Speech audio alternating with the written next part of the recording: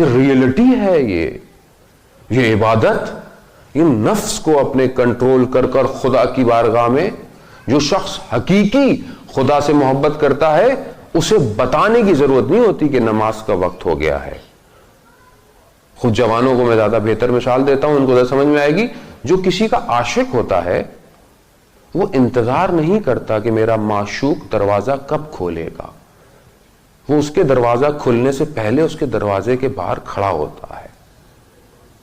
لیلا مجنوں عرفا تمثیل استعمال کرتے ہیں کہ مجنوں لیلا کو ڈھونڈنے اس کے شہر گیا تو پوچھا کسی سے کہ لیلا کا گھر کہاں ہے، تو اس نے پوچھا تم کون ہو؟ کہا کہ میں مجنوں. کہہ رہا تمہیں پوچھنے کی ضرورت نہیں ہونی چاہیے، تمہیں خود خوشبو آ جانی چاہیے. خلاصہ گھر پہنچا، کھٹکھٹ آیا، نوک کیا، اندر سے آواز آئی کون؟ تو مجنوں نے کہا کہ میں. تو جواب آیا ابھی تک میں ہی ہو. چلا گیا.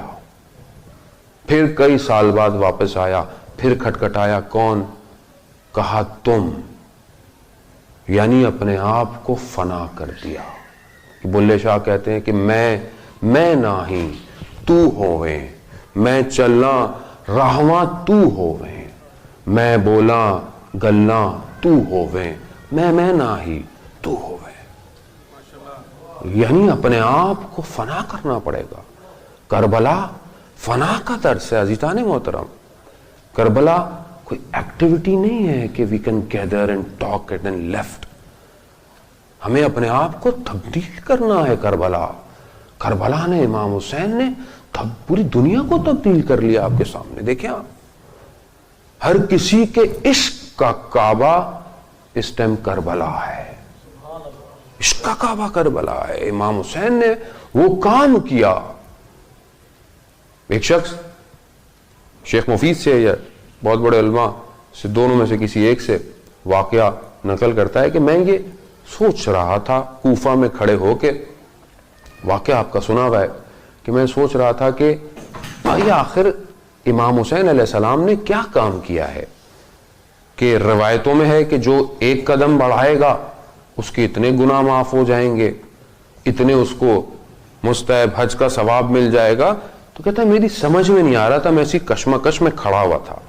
ایسے میں ایک گھوڑے سوار آیا، عربی گھوڑے سوار. اس نے بولا شیخ کیا مسئلہ ہے؟ کہا میں اس پریشانی میں ہوں. تو اس جوان گھوڑے سوار نے شیخ کو ایک مسئلہ بتایا. اس کا جواب کہا کہ ایک جگہ پہ بادشاہ ہے، بادشاہ تھا، اپنے لشکر کے ساتھ وہ شکار لڑنے گیا. اپنے لشکر یعنی اپنی فورس سے الگ ہو گیا، کھو گیا جنگل میں. جاتے جاتے دیکھا ایک جگہ پر پرانا ٹوٹا پھوٹا خیمہ لگا ہوا ہے. جب خیمہ لگا ہوا ہے تو دیکھا ایک بڑھیا سی عورت ہے. تو اس کو کہا کہ میں اس ملک کا بادشاہ ہوں. تو اس نے بولا کہ آئیے بیٹھیے، میں کیا کر سکتی ہوں؟